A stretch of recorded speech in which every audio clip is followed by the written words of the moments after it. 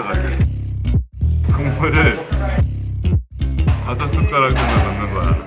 새우젓을 조금만 넣어. 이렇게 여기다 넣어. 콩나물 국밥에 넣어도 돼. 그리고 여기다가 장조림을 조금만 넣어. 장조림은 진짜 좀만 넣어야 돼.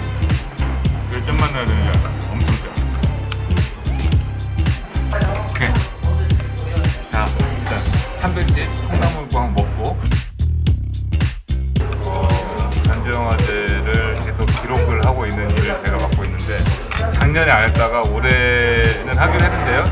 크랭크인이 조금 여유가 있어가지고 오늘 또 특별한 일정이 없어서 한번 같은 팀들도 응원할 겸 이것저것 좀 영화제를 즐겨볼 겸 왔는데 쉽지가 않네요. 코로나 때문에 너무 영화제 분위기가 안 나고 야 너 뭐고 같이 있는 우리 연정이 우리 촬영팀이랑 같이 밥을 먹고 이따가 이제 기자회견 촬영을 하나 스케치를 해서 가야 되는데 그 전에 시내21 김성훈 기자가 와 있대요. 그래서 같이 예전부터 유튜브도 같이 한번 찍고 얘기 좀 하자 해서 겸사겸사 있다 밥을 먹고 김성훈 기자를 만나서 영화제 좀 이모저모를 좀 물어보고 뭐 어찌됐든지 간에 이번 주말이랑 영화제가 이어지니까 여러분들은 그 전주 영화제에 대한 이야기를 조금 해주시면 어떨까 해드리면 어떨까라는 생각에 이렇게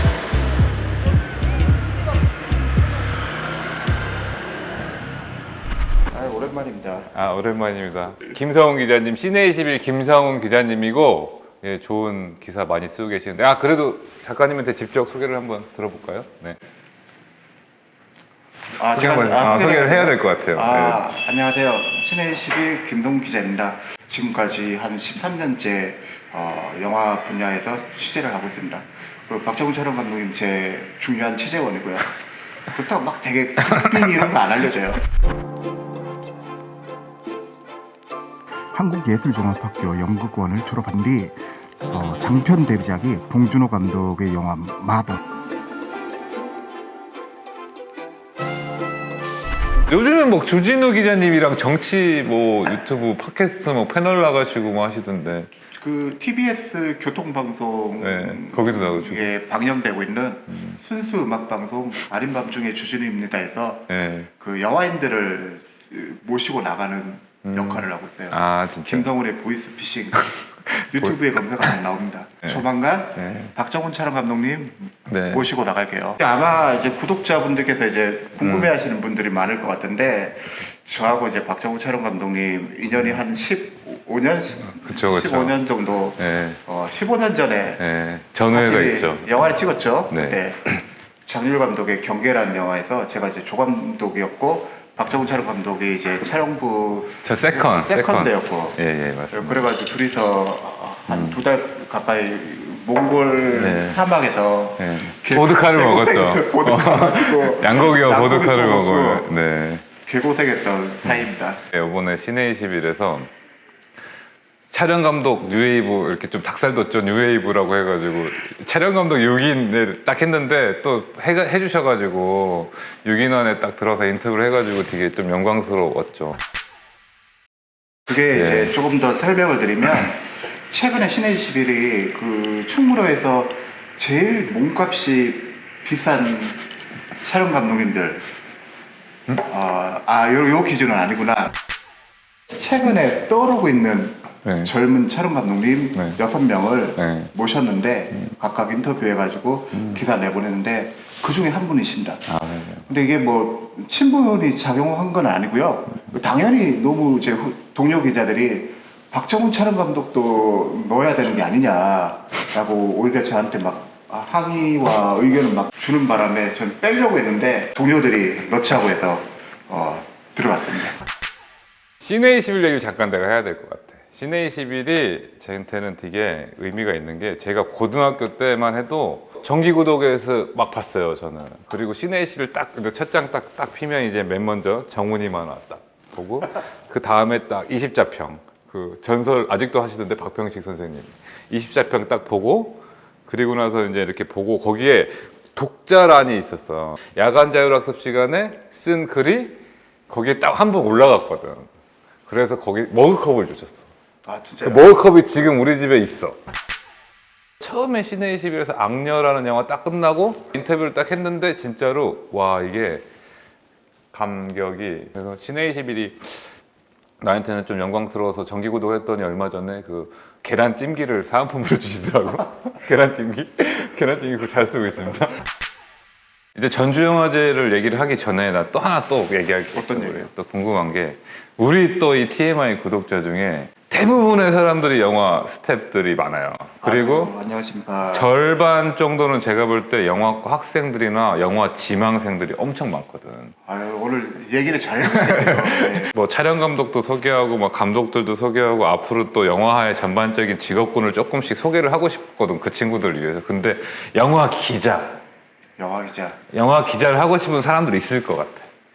영화 기자의 하는 일들이나 아니면은 영화 쪽 기자가 되려면 어떻게 해야 되는지를 짧게 한번 얘기해 주시면 어떨까요? 예, 그 아무래도 이제 영화 기자가 시네21 기자들이 무슨 일을 하는지 궁금해하시는 분들이 굉장히 많은데, 기본적으로 이제 영화 기자도 어떤 기자의 일부분이고요. 다만 이제 취재해야 될 분야가 영화라는 것. 이게 이제 차이점이고, 이제 보통 기자들이 하는 일이 뭔가 취재를 해서 기사를 쓰는 게 기자가 하는 일인데, 영화 기자 같은 경우는 좀 더 세분화되어 있다고 보면 돼요. 그래서 이제 개봉하는 영화를 이제 보통 사람들보다 일찍 보고 이제 이 영화가 어떤 영화인지 소개하는 글을 쓰고 기사를 쓰고 이걸 추천할 것인지, 뭐 추천한다면 왜 추천하는지, 이 영화가 어떤 미덕이 있는지, 뭐 영화가 별로면 왜 별론지, 뭐가 못 만들었는지, 이런 것들을 기사로 쓰거나, 요즘엔 또 뭐 팟캐스트니 유튜브니 해서 기자가 직접 카메라 앞에서 이 영화가 가진 장단점들을 소개하는 그런 일을 하고 있고요.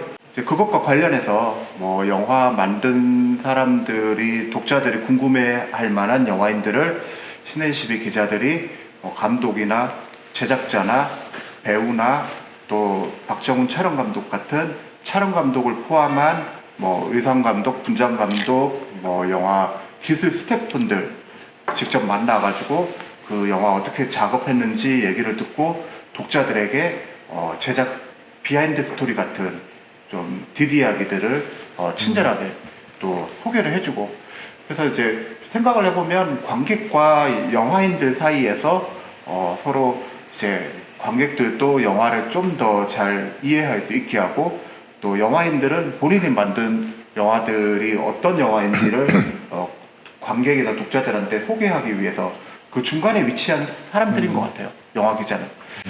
좀 더 자세한 내용은 뭐 다음 박정훈 감독님 다음 편에 또 출연해서 조금씩 이 미얀마에서 지금 전주영화제 보니까 미얀마 영화인들이 뭔가 영상 클립을 영화제에 전달을 해가지고 그거를 상영을 한 걸 제가 지금 찍고 왔는데 찡한 게 있어가지고. 울컥하시죠? 네, 그죠. 그 옛날에 우리나라도 똑같은 일이 발생됐을 거고, 근데 확실히 거기 본 영상 보니까 작가들이랑 영화인, 독립영화인들이 모여서 어떻게 이렇게 콜라보해가지고 어떤 영상을 하나 만들었더라고요. 딱 그런 거 보면서 이 문화예술인들이 이제 사회적으로 어떤 일들을 해야 되는가에 대한 오히려 그런 생각도 한번 해보고 좀 관심을 가져야 전주 영화제 되죠. 왔으니까 전주에서 예. 벌어지고 있는, 맞아요. 그리고 어제도 개막식에서 미얀마 그 민주화 투쟁 연대 회의에서 네. 현수막 들고 맞아요.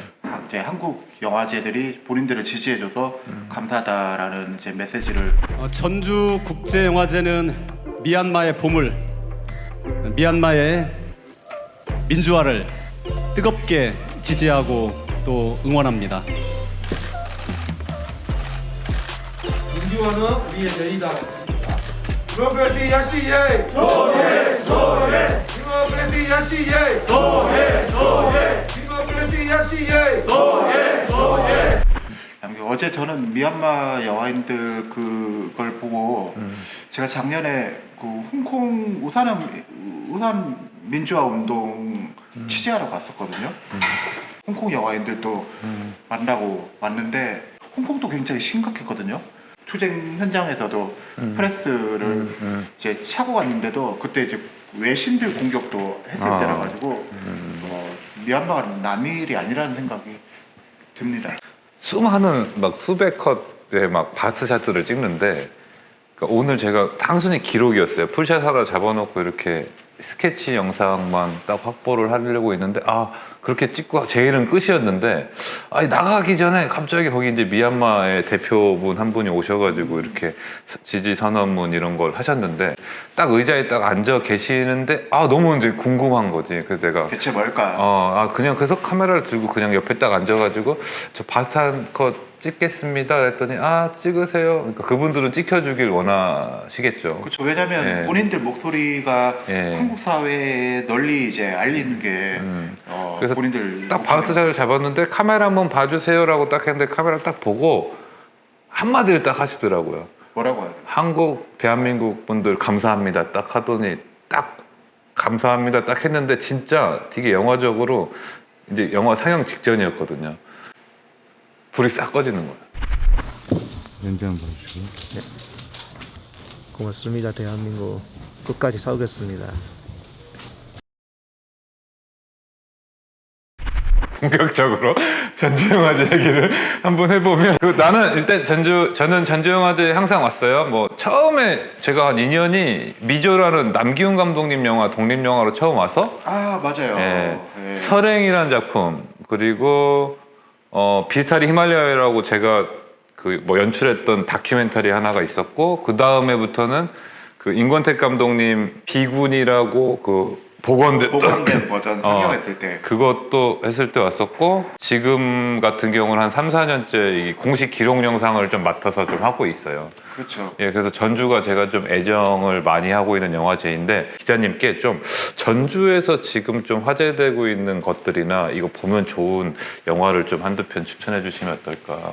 이 달라진 코로나 시대죠. 보니까 GV들 같은 경우도 뭐 QR코드로 딱 하기도 하고 막 이렇게 미리 돼요. 질문지를 또 무슨 카톡처럼 메시지를 받아가지고 네네. 이제 질문하기도 하고 사실 그 박 감독님 말씀하신 대로 그 전체 상영관의 좌석수의 33%만 이제 사회적 거리두기 지침에 따라서 네. 이제 받는다고 하더라고요. 슬로건도 되게 이번에 좋던데 영화는 계속된다.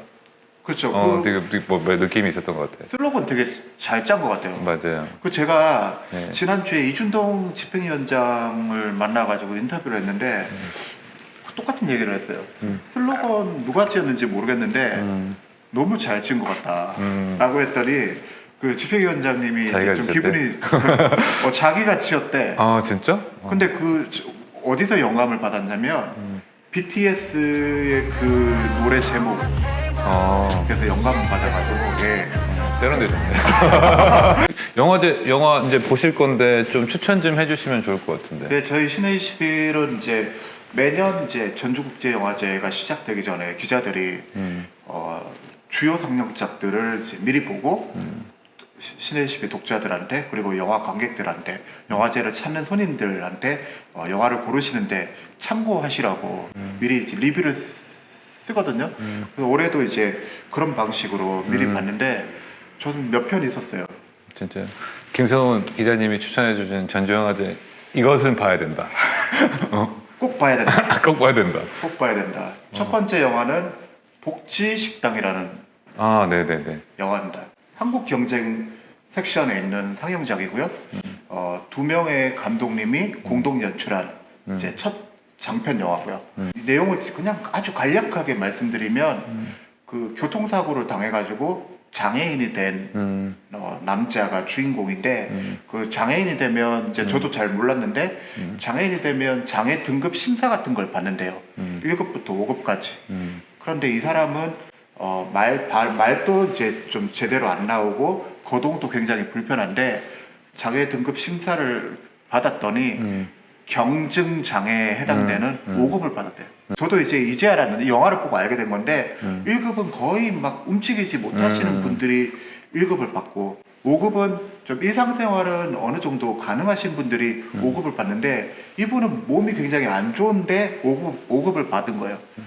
그래서 5급을 받으면 이제 보통 기업의 장애인 취업 자격 기준에도 해당이 되기 때문에 취업을 하러 갔는데 퇴짜당한 거예요. 왜냐하면 이 사람은 뭔가 일을 할 수 없을 것 같은 사람인데 어떻게 5급이 나왔지? 이런 식으로 이 사람이 이제 재기를 하고 싶은데 본인의 장애 등급 때문에 복귀를 할 수 없는 거예요. 이런 어떻게 보면 악순환이 되는 과정들을 그린 이야기인데 다큐멘터리인 것 같죠. 저도 다큐멘터리인 줄 알았는데 극영화예요.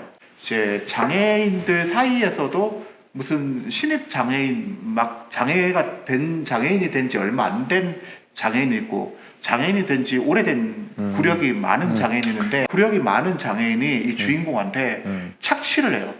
내가 뭐 하나 알려줄게 하면서 데리고 가가지고 그 감독님이 장애인이신가? 맞아요. 아, 그니까 그렇게 그 세계를 맞아요. 있죠. 정확했어요. 네. 감독님이 2명인데 한 분이 장애인이시고 한 분은 이분한테 영화를 가르쳐준 비장애인이에요. 그 두 분이 이제 제주도에서 무슨 영상 센터에서 이제 그 감독님 한 분은 강사시고 한 분은 이 강사의 수업을 듣는 학생인 거예요. 그 두 분이 같이 만든 첫 장편 영화가 전주에서 초청이 됐습니다. 이게 장애를 가지신 분이 아니라면 할 수 없는 디테일들이 맞습니다. 있겠다. 예. 아, 반성해야 돼. 그러니까 영화하는 사람들도 그렇게 진짜 맞아. 이게 진짜 이렇게 본인 삶과 생활에 이렇게 된 이야기들이 나와야 진짜 좀 명작들이 나오는 것 같다는 생각이 좀 듭니다. 복지 식당. 저는 지체장애 5급으로 힘겹게 살고 있습니다. 제가 살아가기 위해서는 활동 보조 서비스가 꼭 필요합니다. 자기야, 그리고 형 있잖아. 앞으로는 취직도 해서 돈도 벌고 싶은데 그러기 위해서는 장애인 콜택시도 꼭 필요합니다. 부디 제가 형이 항상 너 생각하고 있다는 거 알지? 자립해서 인간답게 살 수 있도록 감사합니다.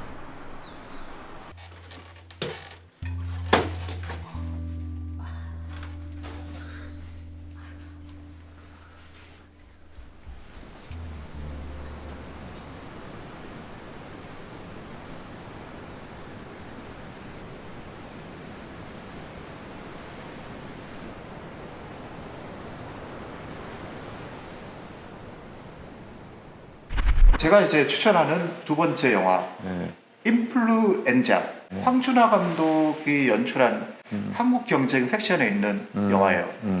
근데 배경이 신종 바이러스가 발생한 어느 작은 마을에 있는 병원이 배경입니다.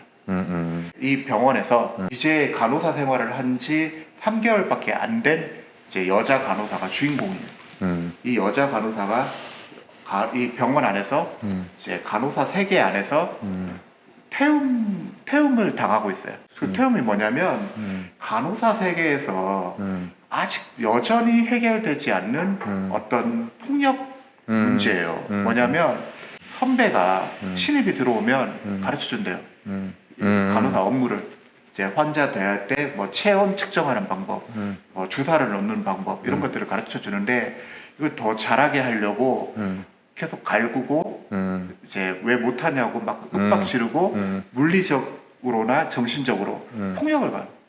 아직도 많은 그 대학병원에서 태움이 문제가 되고 있어요. 이게 해결이 안 돼요. 굉장히 오랜 시간 동안 간호사 세계에서 이제 문제로 인식이 되던 건데 작은 실수 하나가 환자의 생명하고도 직결되니까 그러다 보니까 그렇게 군기를 잡으려고 군대처럼 하는데 그 태움을 당하고 있는 간호사가 주인공이고 그 영화는 이제 바이러스가 점점 심해지면서 병원에 환자가 많아지게 되고 3개월 차 여자 주인공인 간호사가 자기도 제대로 교육을 받지 못했는데 신입을 또 받게 됐어요. 그럼 본인도 신입한테 똑같은 식으로 해야 되는데 본인은 이제 폭력을 당한 지 얼마 안 됐기 때문에 내 막내한테는 절대 폭력을 행사하지 말아야 되겠다라고 다짐하지만 현실은 쉽지 않죠. 왜냐면 본인이 이제 막내가 실수하면 본인이 혼나니까 이 영화는 이제 폭력이 이렇게 대물림되는 이제 구조를 건드리는 영화입니다.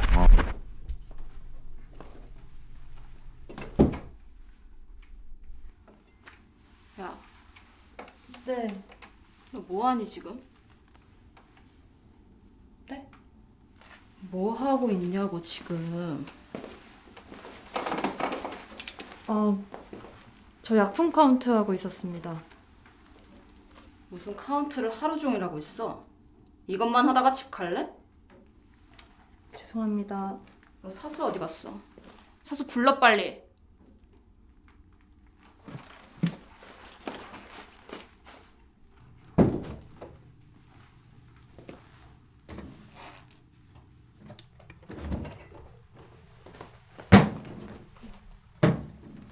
야 김다솔, 너 신규 교육 똑바로 안 해? 카운트만 하루 종일 하고 있잖아. 죄송합니다. 너 들어온 지 일주일 넘었어 안 넘었어? 넘었습니다. 그럼 카운트는 빨리빨리 해야 될 거 아니야? 너 나일록선이 뭐야?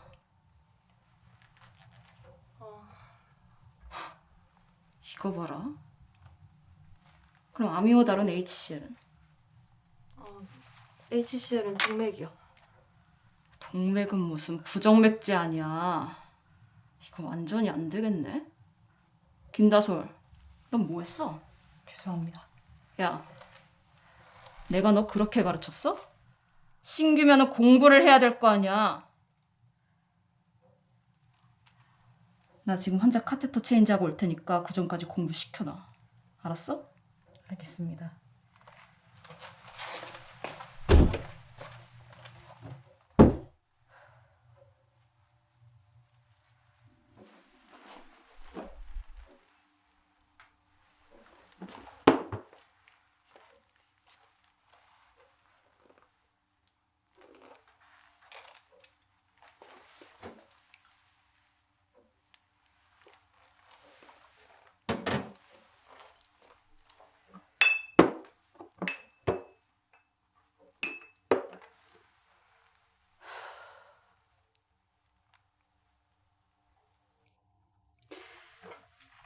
언니, 저 카드 저번 주에다 말씀드렸잖아요.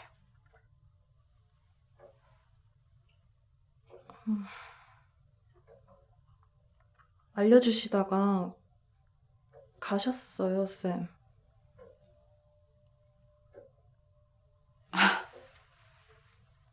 제 잘못이에요, 그러면? 본인이 공부해야죠, 모르는 건. 네? 선임이 못 알려주면 신규가 알아서 공부해야 돼요. 당연한 건데.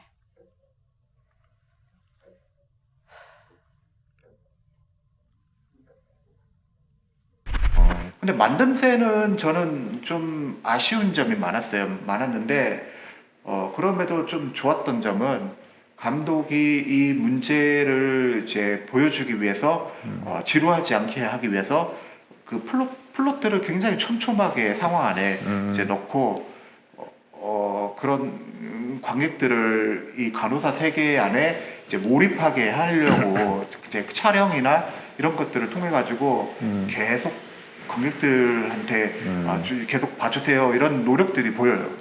예. 지금 얘기 딱 듣는 순간에 영화 못 봤지만 갑자기 그 영화 용서받지 못한 자가 생각나는데. 오 대박. 맞아요. 약간 그런 식의 어떤 것들이 좀 있을 것 같은데.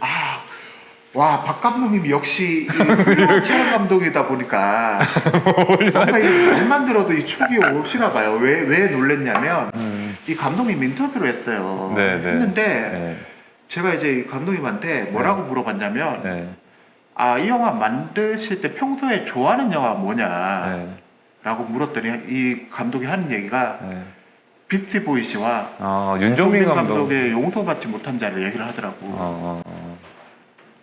아니 어떻게 말만 들어도 이 경지에 되면 막 그런 그게 아니라 근데 그거 있는 것 같아. 아무래도 촬영 감독이 이거 뭐 촬영 감독 같은 게 잘났다는 게 아니라 밥도 따로 먹었는데 착각할 것 같아. 왜냐면 내가 막 깜짝 놀라고 이런 거 보면 보시는 근데 분들이 리액션이 진짜 다큐였어. 이거 연출 아니었어. 생각나는데.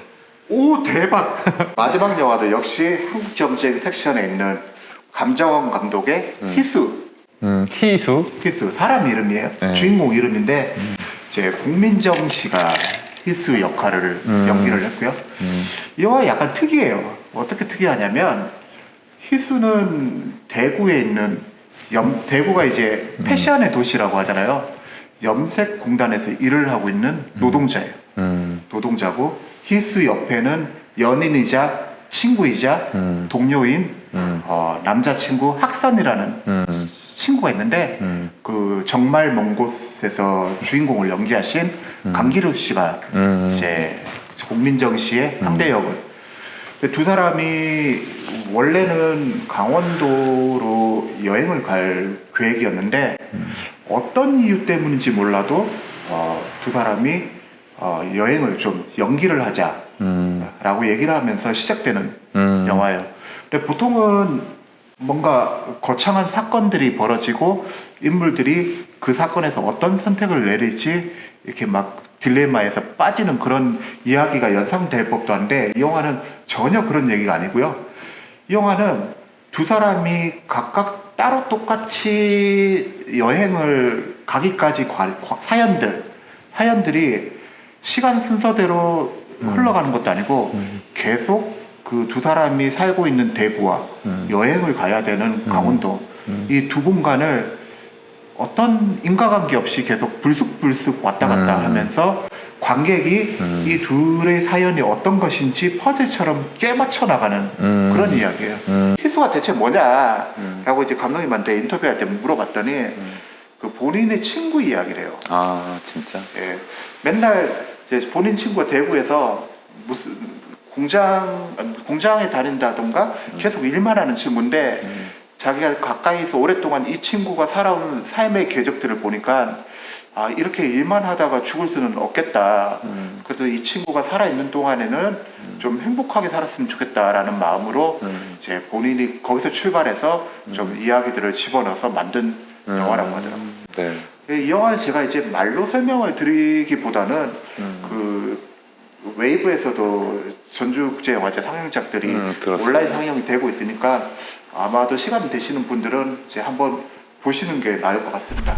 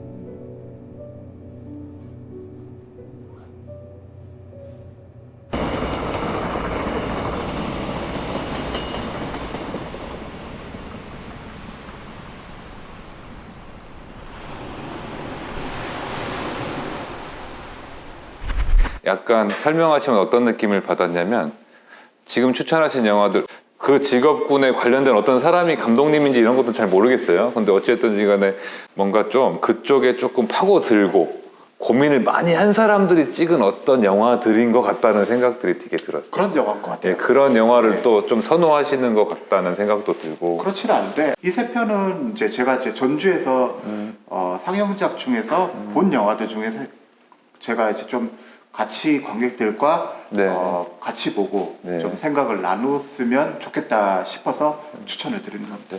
이런 류의 영화들은 또 많이 접하기가 힘드실 거예요, 일반 관객들은. 근데 봤을 때 그 매력도를 찾으신다면 정말 자기가 볼 수 있는 영화의 폭들이 정말 더 늘어나는 걸 느끼실 수 있을 것 같아서 저도 꼭 영화제에 오셔서 영화들을 관람해보는 걸 좀 추천드리네요. 특히 박정훈 촬영 감독님이 상업 영화도 작업을 하고 계시지만 네. 동시에 이제 선행이나 네, 네. 그 장률 감독님의 후쿠오카라든가 네. 좀 방금 이제 박 감독님이 말씀하신 대로 좀 모험을 시도를 하기를 주저하지 않고 도전적이고 또 형식적으로 이제 밀고 나가는 영화들도 전주에서 많이 틀고 있잖아요. 전주의 색깔이고. 네네네. 박 감독님도 그런 영화들을 많이 촬영을 하셨고 또 그런 점에서 좀 관객들이 박 감독님 말씀하신 대로 이제 물론 나중에 개봉은 하지만 극장에서 만나기 쉽지 않은 만큼 이번에는 또 온라인에서도 상영을 하고 극장에서도 상영을 하니까 한번 전주에 오셔가지고 같이 보셨으면 좋겠습니다. 다음에 한번 또 뭐 우리 불러서 한번 해야 되는데 뭐 해야 돼? 다음에 뭐 할까요? 나는 기자님이랑 난 이런 거 해보고 싶었거든. 1917 뽀개기 이런 거. 1917 어떻게 컷 이어붙이고 했던 것들 나는 보이거든. 근데 관객들이 왕신형 컷이지만 카메라 페이크들이 딱 끊어지면서 했던 것들이나 맞아요. 이런 좀 의미들이 왜 이 자리에서 이때 분절했을까, 그게 기술적인 부분도 있지만 연출적인 부분들도 많이 있더라고. 이런 것들 그냥 한 편 딱 틀어놓고 뽀개기 이런 거 하면 어떨까라는 생각을 했었었고. 저도 사실은 이제 굉장히 이렇게 출연하기까지 꽤 긴 시간이 흘렀는데 그동안 박정훈 촬영 감독님하고 서로 카톡으로 우리 뭐 할까, 뭐 하면 재밌을까, 우리 테넷 보고 호이테마 촬영 감독에 대한 얘기 좀 하자. 맞죠. 뭐 그런 얘기 계속 수시로 했었어요. 오늘 사실 출연한 것도 우연히. 굉장히 즉흥적으로 이루어진 건데 우리 다음에는 저기 뭐 할리우드 영화 뭐 개봉을 하면 같이 해부하고 신바의 신으로. 우리 그런 데서 이렇게 섭외받아서 이렇게 되는 거 아닌가? 아무튼 그렇죠. 그리고 네. 권기덕 한번 불러가지고. 권기덕, 그렇죠. 권기덕 불러가지고. 아니, 우리 공통적으로 아는 사람 있네. 한재덕 대표님 부르면 되겠네. 한 대표를 불러가지고. 근데 약간 분위기가 좀 험악해질 것 같긴 한데. 맞을 것 같아. 나는 말 한마디 잘못하면.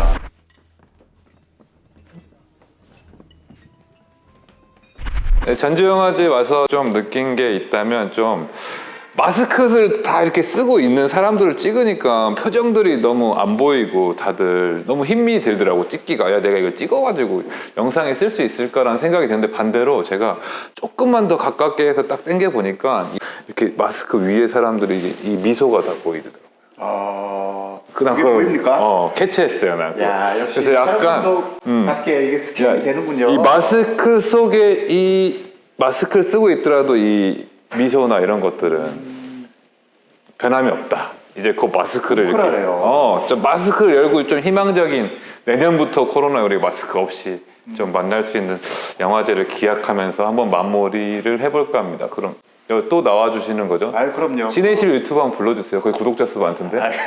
구독자들 훔치러 한번 제가 가야 될 것 같아요. 네, 나와주시고요. 그 다음에 또 이제 제가 박 감독님 이게 하고 같이 재미난 콘텐츠로 이제 여러분들 찾아뵙겠습니다. 감사합니다. 감사합니다. 영화는 계속된다. 이렇게 하나, 둘, 셋.